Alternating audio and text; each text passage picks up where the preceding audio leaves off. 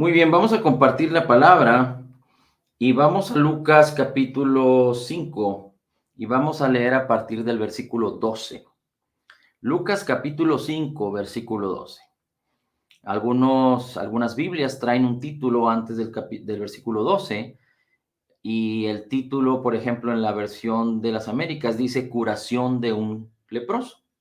Versículo 12 dice, y aconteció estando Jesús en una de las ciudades, he aquí, había allí un hombre lleno de lepra.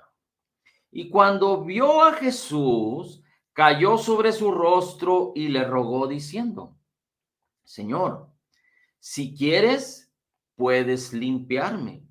Extendiendo Jesús la mano, lo tocó diciendo, quiero, sé limpio. Y al instante la lepra lo dejó. Y él le mandó que no se lo dijera a nadie, pero le dijo, anda, muéstrate al sacerdote y da una ofrenda para tu purificación según lo ordenó Moisés, para que les sirva de testimonio. Y su fama, la fama de Jesús, difundía cada vez más y grandes multitudes se congregaban para oírle y ser sanados de sus enfermedades, pero con frecuencia él se retiraba a lugares solitarios y oraba. Aquí hay algo muy extraordinario y podríamos hablar mucho acerca de esto, pero viene un hombre leproso, se postra ante el Señor Jesús y le dice, si quieres, puedes limpiarme. Y Jesús le dice, quiero ser limpio. Ahora, es muy importante que entendamos que el Señor Jesucristo vino a salvar al mundo. Y la palabra salvación que utiliza normalmente la escritura en el griego es la palabra soso. Y la palabra soso no solo significa salvarnos de una eternidad sin Cristo, salvarnos de ir a la muerte por causa de nuestros pecados. No, salvarnos no solo significa vida eterna, no solo significa ser justificados delante de Dios Padre por causa de lo que Jesús hizo, pero salvarnos significa ser íntegros, ser sanados, ser hechos completos, ser bendecidos, ser atrapados por la benignidad, la bondad y el poder de Dios. Salvación tiene que ver con recibir de la fuente de vida para vivir según la fuente de vida que nos salva. Salvación tiene que ver con ser atrapados, bendecidos, convictos por la fuente de vida, por la fuente de la cual brotan ríos de agua viva, para vivir según la fuente de vida para vivir según la fuente de vida provee. Y la gracia tiene que ver con la provisión abundante de salvación que Dios nos concedió por su amor, su misericordia, por su beneplácito. Así es que, pero algo interesante de esto es que entendiendo el contexto podemos saber con certidumbre, como el Señor mismo Jesús decía, de cierto te digo, que el deseo y el corazón de Dios y su obra terminada, completa y perfecta es que nadie padezca enfermedad. Es que nadie padezca condenación y culpa por el pecado. Es que nadie padezca escasez. Es que nadie padezca problemas y situaciones difíciles en sus vidas por causa de los errores, del pecado, de la inmundicia, de la ignorancia de la palabra. Cuando ignoramos el testamento, cuando ignoramos la bendición, cuando ignoramos lo que nos fue concedido por gracia, entonces, desafortunadamente, como este mundo es un mundo en caos, un mundo en pecado, inspirado, controlado, engañado por el príncipe de la potestad del aire, entonces todos aquellos que ignoran la bendición, que ignoran la provisión, que ignoran la herencia, están destinados a vivir como este mundo vive, en caos, en desilusión, en frustración, etcétera. Ahora, entendiendo esto, el Señor Jesucristo hace algo muy extraordinario con este leproso, porque él cuando lo sana le dice al leproso, ve y muéstrate al sacerdote. En la ley de Moisés, aquel que estaba lleno de lepra o aquel que tenía lepra era sacado del pueblo. Y mientras pasaba su tiempo de lepra, había quienes morían, pero había quienes sanaban. Así es que cuando eran recuperados de la lepra, que es una enfermedad que no solo tiene muchas, digamos que consecuencias en la vida, en el cuerpo. Es decir, los leprosos pueden perder partes de sus miembros, sus narices, sus orejas, sus dedos, sus manos, inclusive partes de su cara, de su rostro.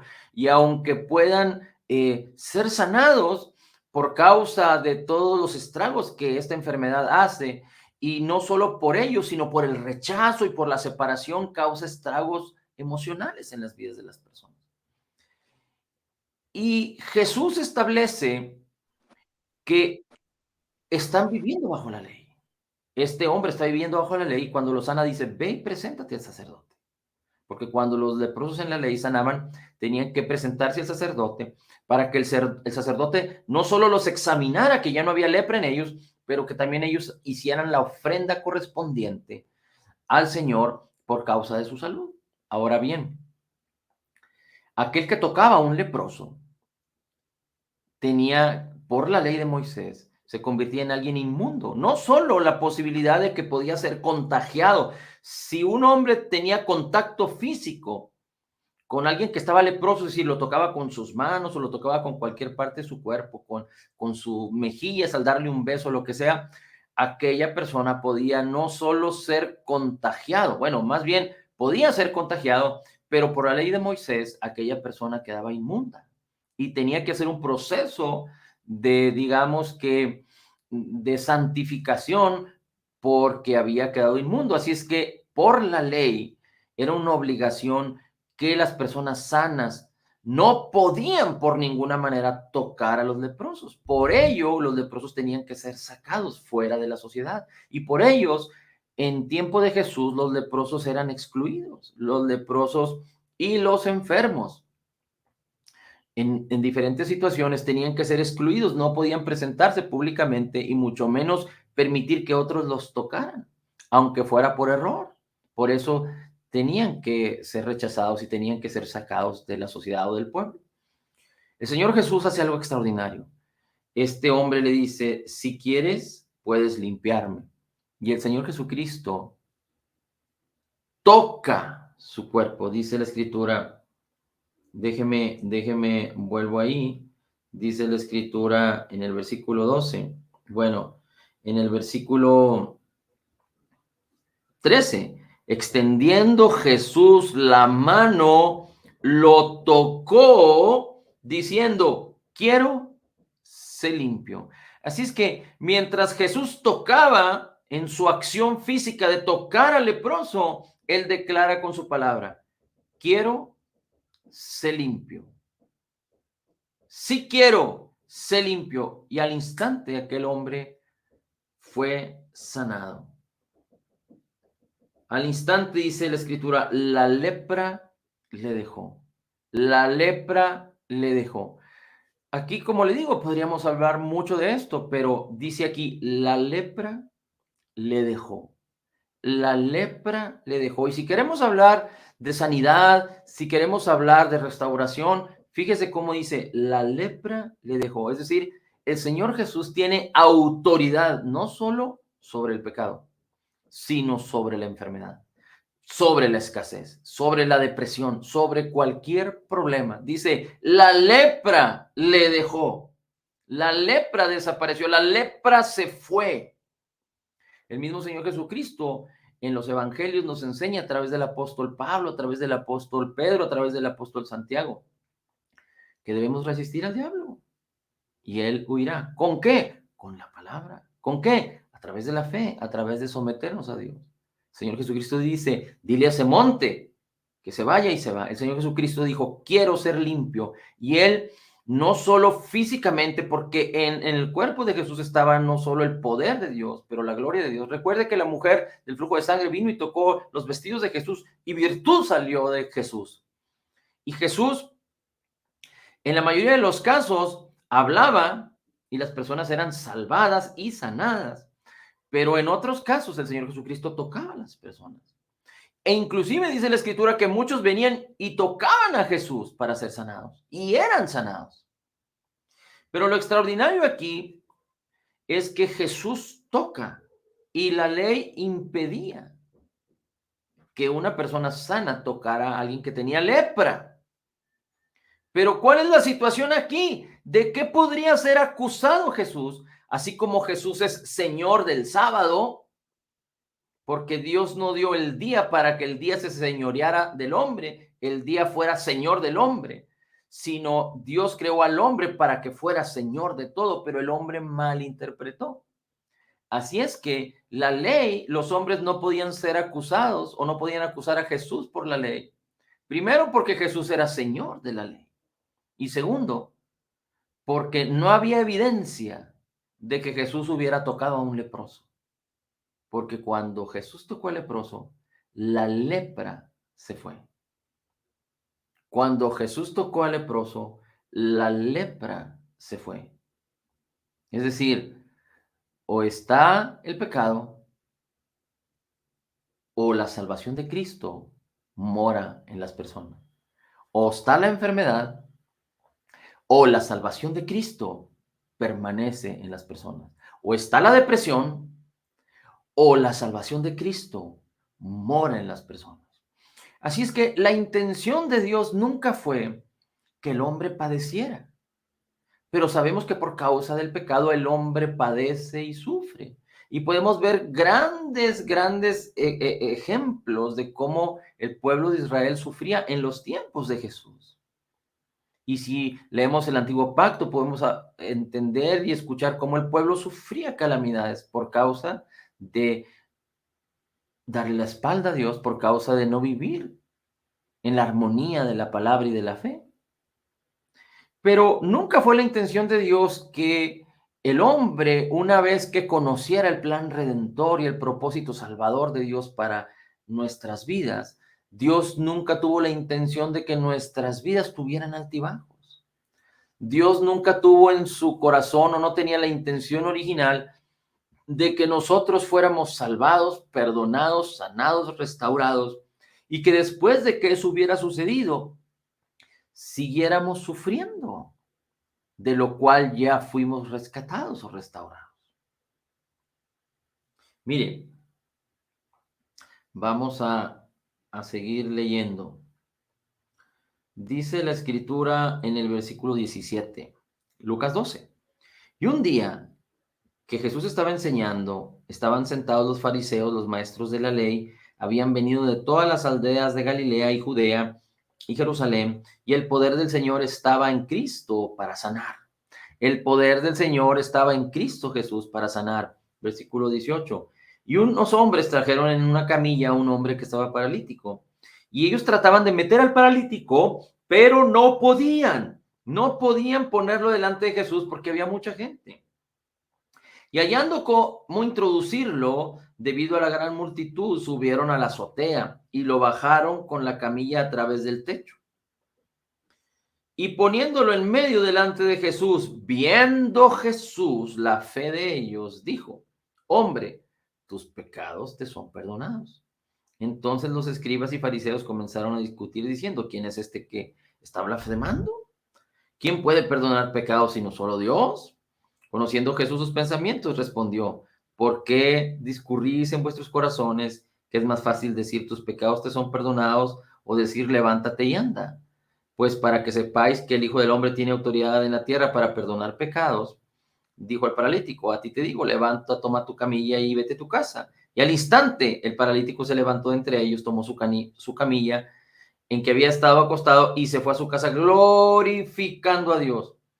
Y el asombro se apoderó de todos los que glorificaban a Dios y se llenaron de temor diciendo, hoy hemos visto cosas extraordinarias. Las personas vieron la gloria de Dios, se asombraron, muchos se escandalizaron, se maravillaron y dice, hoy hemos visto grandes cosas o hemos visto cosas extraordinarias. Aquí hay algo muy interesante porque la fe empezó a manifestarse en la vida de las personas por causa de que Jesús tenía el poder para sanar. En él estaba el poder para sanar y los personas que venían a Jesús con un corazón sincero, los enfermos, los familiares de los enfermos, venían a Jesús creyendo para recibir sanidad.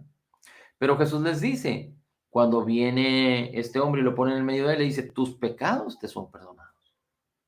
y después murmuran acerca de Jesús diciendo, solo Dios puede perdonar los pecados. Pero cuando alguien habla acerca de tus pecados te son perdonados, no se puede ver la manifestación del perdón en la vida de las personas, a menos que después se conozca a las personas y las personas vivan en plena libertad. Dios nos libró de la potestad del pecado. El Espíritu Santo que mora en nosotros, la ley del Espíritu nos ha dado el poder para ya no vivir sujetos al pecado ni a la muerte. Dice que la ley del Espíritu de vida en Cristo Jesús nos ha librado del poder, de la potestad del pecado y de la muerte. Pero esto no se puede manifestar de inmediato. Esto se manifiesta en la vida del creyente cuando el creyente aprende a vivir en libertad, cuando el creyente aprende a vivir libre de culpa y de condenación. Entonces, alguien que vive plenamente libre por causa de conocer la verdad que nos hace libres acerca de la obra terminada, completa y perfecta de Jesús, puede vivir en esa libertad. Y es posible que se manifieste la gloria, el gozo de una persona que es libre de culpa y de condenación. Pero también es evidente aquel que sigue siendo esclavo de la culpa, de la condenación, y por lo tanto seguirá siendo esclavo del pecado.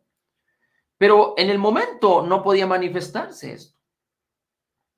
Y Jesús les dice que es más fácil decir, tus pecados te son perdonados, o decir, levántate, toma tu lecho y anda, porque levántate, toma tu lecho y anda, o sanar a alguien, significa la manifestación en tiempo real de un milagro. Y Jesús manifestó la sanidad en aquel hombre, y aquel hombre quedó sano. Y aquí podemos también aprender muchas cosas. Una de ellas es que en la obra redentora, en el sacrificio de Cristo Jesús en la cruz, Él perdona nuestros pecados y la sanidad de nuestros cuerpos son parte fundamental, como muchas otras cosas que hemos estado hablando, de la salvación, de la redención, de lo que Cristo nos otorgó por gracia en Cristo Jesús. Ahora, pero es muy interesante ver aquí que dijeron las personas que estaban ahí, hoy hemos visto cosas extraordinarias, y muchas veces se malinterpreta eso, no se entiende. Porque las personas cuando no están en un contacto, en un continuo fluir del amor de Dios, de la paz de Dios, de la justicia de Dios, del conocimiento de Dios, de la comunión con Cristo, de una relación personal con Dios, con su palabra, entonces cuando ven manifiesto el poder de Dios o cuando ven manifiesto algo que tiene que ver con Dios, las personas se asombran. Pero Dios no nos llamó a que vivamos de asombro en asombro, sino Dios nos llamó a que vivamos en una comunión. Alguien que se asombra es alguien que no está acostumbrado a ver la gloria, pero alguien que fue llamado a vivir de la gloria de Cristo ya no vive de asombro en asombro porque vive en lo mejor de Dios, porque vive a la manera de Dios. Y tú y yo fuimos llamados a esto, no a escandalizarnos, no a asombrarnos, pero a creer. Porque aquel que se asombra puede ser que esté viviendo en incredulidad y como a pesar de su incredulidad ve algo glorioso delante de sus ojos, se asombra. Pero Dios no nos llamó a vivir en incredulidad.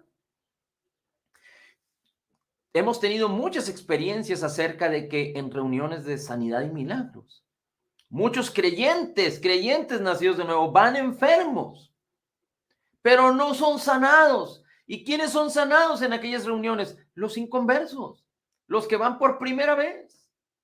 Porque ellos no tienen la religiosidad en sus mentes, ni la incredulidad. Ellos asisten a una reunión esperando ser sanados.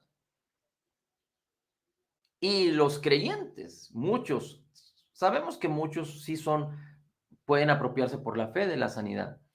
Pero normalmente en una reunión de sanidad y milagros, el que ministra la sanidad de milagros es el que tiene el don y el que tiene la fe para proveer la bendición para que la sanidad fluya. Pero es necesario que los que reciben sanidad crean. Así es que hay una armonía entre la fe del que ministra y la fe del que recibe. Pero si no hay fe, no se recibe.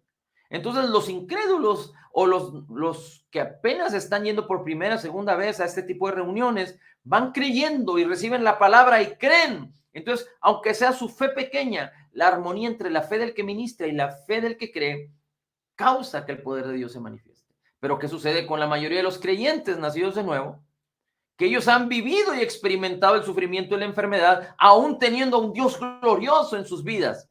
Entonces han permitido que la experiencia en sus vidas, es decir, por la continua enfermedad en ellos, esté causando incredulidad. Así es que cuando el que ministra la sanidad manifiesta la fe, los creyentes muchas veces manifiestan incredulidad. Así es que no hay una armonía entre el que ministra y el creyente, y entonces no se manifiesta ninguna sanidad. Y entonces los creyentes nacidos de nuevo que ven la gloria y los milagros en otros se maravillan, pero es como si se escandalizaran. ¿Por qué? Porque no están acostumbrados a vivir en lo mejor de Dios. Ahora, hemos hablado y predicado acerca de que Dios quiere que vivamos en lo mejor de Dios, que Dios quiere que vivamos en la vida abundante de Cristo. Pero también es importante entender que en la práctica, la vida de la mayoría de los creyentes no es así.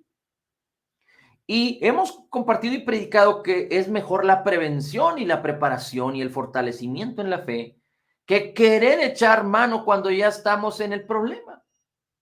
Es decir, mantenernos pasivos y cuando sucede un problema, tratar de echar mano de la fe.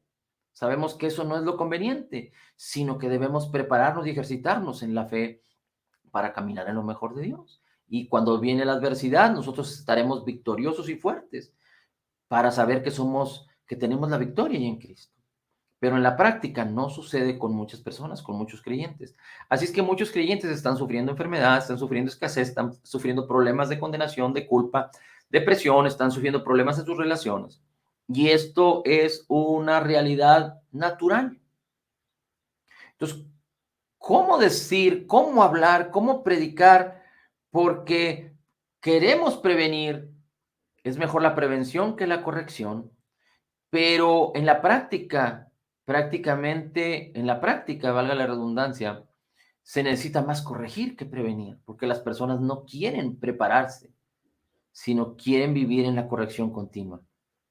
Entonces tenemos que entender que el Señor nos ama y que aunque un creyente esté padeciendo problemas, Dios te ama y quiere sacarte de tus problemas. Así es que las personas que aprenden a vivir en lo mejor de Dios, prepararse, tener comunión con la palabra, seguir aprendiendo y creciendo y espiritualmente madurando, que ese es lo mejor de Dios, que es lo que Dios nos enseñó a vivir. Gloria a Dios por las personas así. Y deben de enseñar a otros, ministrar a otros y permanecer en la palabra. Pero las personas que no están viviendo de esta manera tienen que ser animados, que Dios les ama y que no se deben de sentir condenados, sino antes bien abrazados por el Señor para alcanzar lo más alto deseado que tiene que ver con la salvación de Cristo, con la liberación de sus problemas. Así es que también hay muchos creyentes que están sufriendo y están padeciendo, y es importante que el creyente entienda que Dios es salvación, salud, bienestar, y que si hay un problema, hay una enfermedad en tu vida, si hay problema de escasez, si hay problema de depresión, Dios quiere que vivas en la abundancia, Dios quiere que vivas en la salud. Así es que Dios quiere que tú recibas la sanidad, la libertad, la bendición que Dios ya te concedió por gracia en Cristo cuando Cristo Jesús padeció en la cruz del Calvario, porque por sus heridas ya hemos sido curados. Así es que si alguien padece enfermedad, si alguien padece escasez, si alguien padece problemas en sus vidas, es importante que entienda que Dios nos ama a todos por igual y que Dios no quiere que nadie sufra.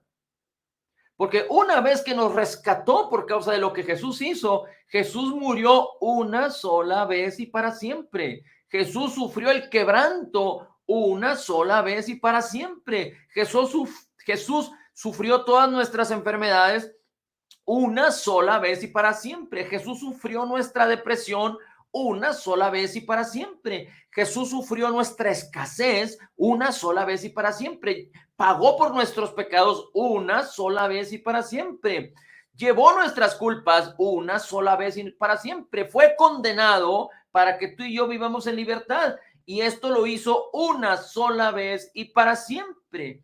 porque el propósito y el diseño de Dios es que el creyente viva en libertad para siempre y que no esté sufriendo de enfermedad en enfermedad, en enfermedad, en enfermedad, en escasez, en escasez, en escasez, en escasez, en problema tras problema, tras problema, tras problema.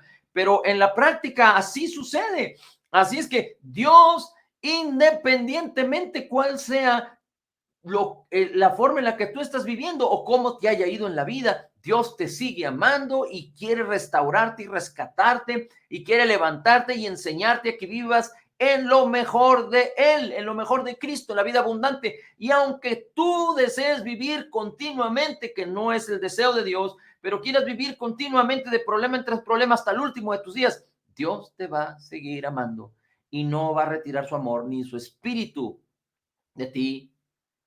Y aunque tú quieras sufrir, sufrir, sufrir y sufrir diferente tipo de cosas, seguirás siendo salvo si eres un creyente nacido de nuevo.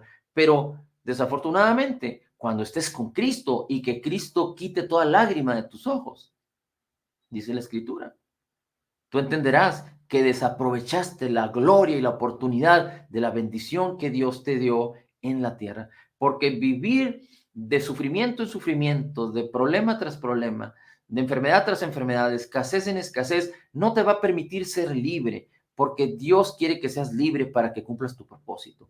Y tu propósito, el propósito de Dios para tu vida tiene que ver con que tú impactes a muchos, porque el reino de Dios mora en ti. Fuiste sacado de las tinieblas y traído a la luz de Cristo, al reino de Cristo, para que bendigas a muchos en todas las áreas de la vida del hombre. Ahora, mira cómo dice, solo apúntalo, fíjate, lo voy a leer en la versión, en una versión interesante que es la palabra de Dios al día. Dice el Salmo 34:19. Si alguien es justo, no importa cuántos males sufra, el Señor lo rescatará. Si alguien es justo, no importa cuántos males sufra, el Señor lo rescatará. Pero en Cristo, Dios no nos lanza a un mundo de pecado, de caos, de tinieblas para sufrir, sufrir, sufrir, sufrir y rescatarnos, rescatarnos, rescatarnos, rescatarnos. Dios nos hizo más que vencedores en Cristo. Pero hay creyentes que quieren vivir de esa manera, pues deben de saber que Dios en todo tiempo está disponible para rescatarte, como el padre al hijo pródigo, como el pastor a la oveja perdida. Pero lo importante es que Dios no está ausente para venir a rescatarnos cuando nos metemos en problemas. No, Dios está presente, nunca nos dejará y nunca nos abandonará para que pongamos nuestros ojos en Él, en su palabra, le demos gloria, le demos gracias, vivamos en un sacrificio a Él para que no nos metamos en problemas. Dios, estábamos en el pozo cenagoso. Imagínate, no sé si tú conoces los puercos, los cerdos, que normalmente los cerdos están acostumbrados a vivir en el lodo, en lo cenagoso, en lo feo.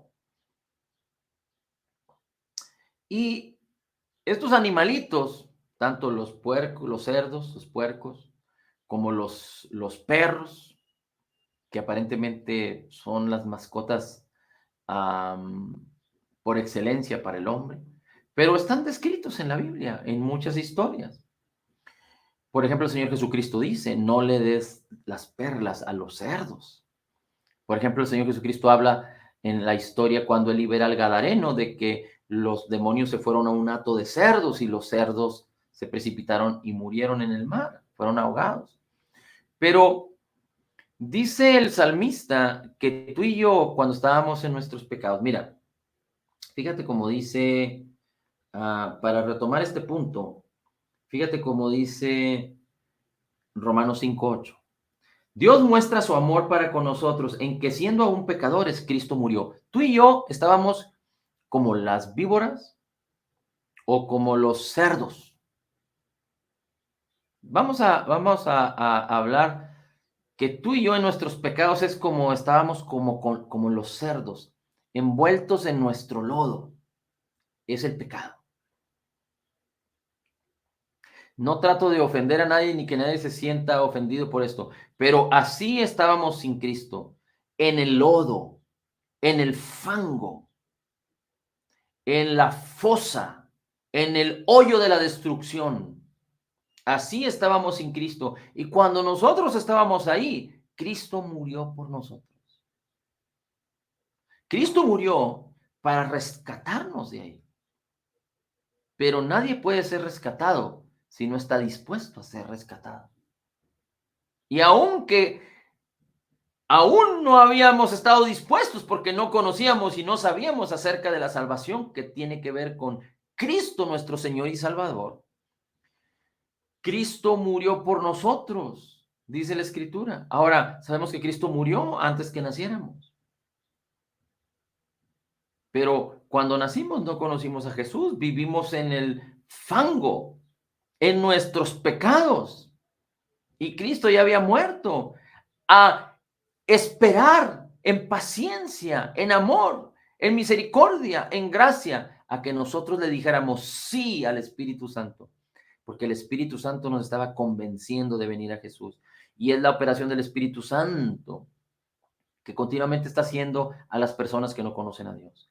No debemos de ser ausentes del conocimiento, de la conciencia de que el Espíritu Santo mora en nosotros y que tenemos la unción para movernos y caminar en el poder de Dios. Nadie puede ser exitoso en la vida para servir al Señor sin la palabra y sin la unción del Espíritu Santo, la cual ya tenemos en Cristo. Así es que estando en el pozo cenagoso, en el fango, en la desesperación, Cristo murió una sola vez y para siempre para rescatarnos.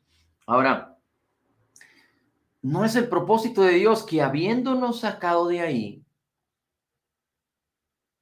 volvamos a caer otra vez y Dios nos vuelva a sacar para limpiarnos y volvamos a caer otra vez y Dios nos vuelva a sacar para limpiarnos. Es decir, no es la manera de Dios de estar limpiándonos continuamente, porque nosotros seguimos en el pozo.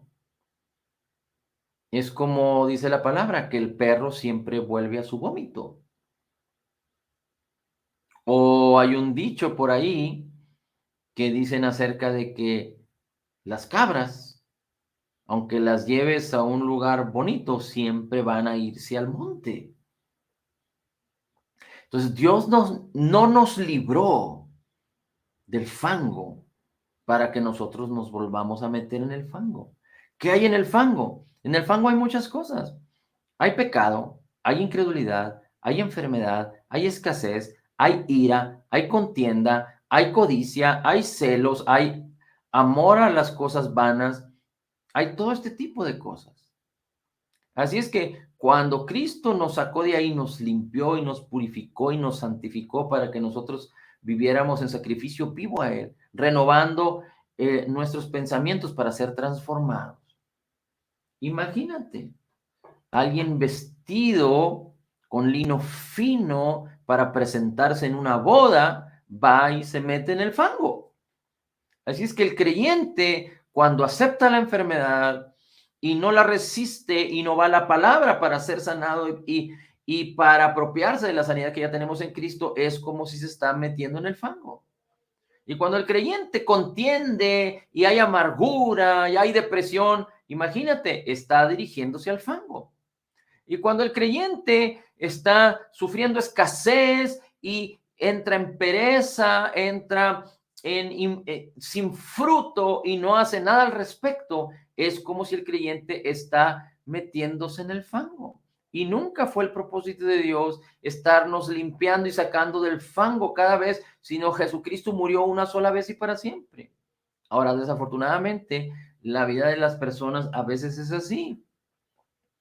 Pero Dios nos llamó a vivir en lo mejor de Él. Desafortunadamente, no en todas las personas funciona, porque antes de meternos al fango, más bien tenemos que aprender de la palabra, apartarnos del Señor, apartarnos de la posibilidad de caer en el fango para no resbalar y caernos en el fango.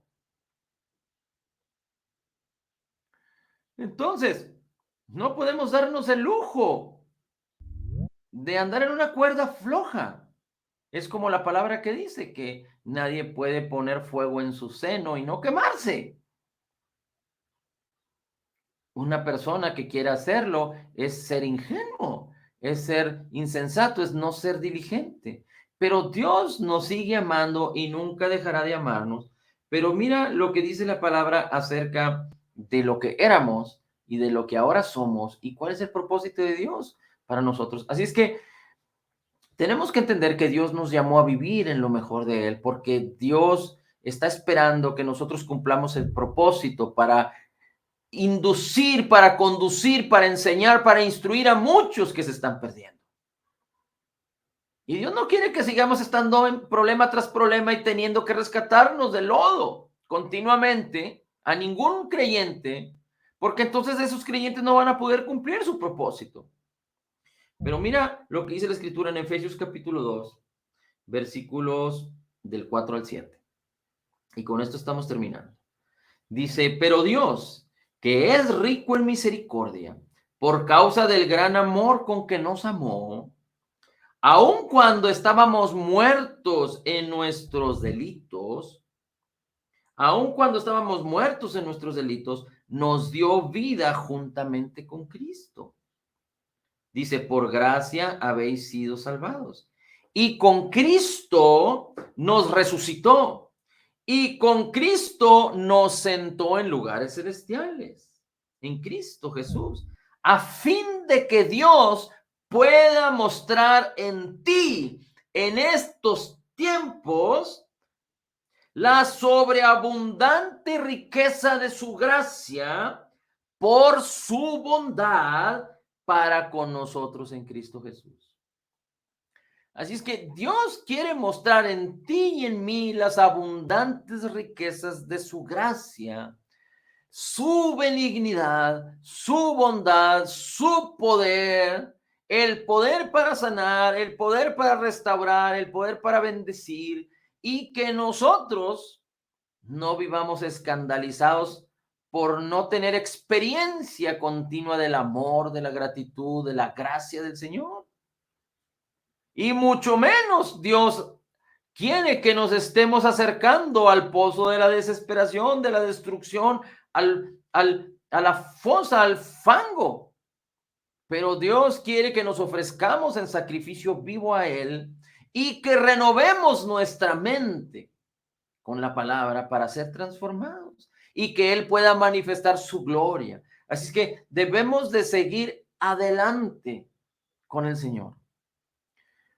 La palabra, el Señor Jesucristo dice en Juan 6:63, las palabras que yo os he hablado son espíritu y son vida.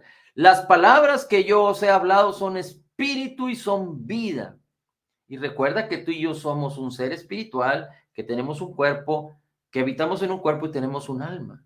Y el espíritu vivifica nuestros cuerpos cuando la palabra es puesta delante de nuestros ojos, en nuestra boca, en nuestros oídos, en nuestra mente y en nuestro corazón. Porque la palabra de Cristo es espíritu. Jesús dice, las palabras que yo os he hablado son espíritu. Así es que cuando ponemos la palabra delante de nosotros y la palabra es nos metemos en la atmósfera de la palabra es viva y eficaz.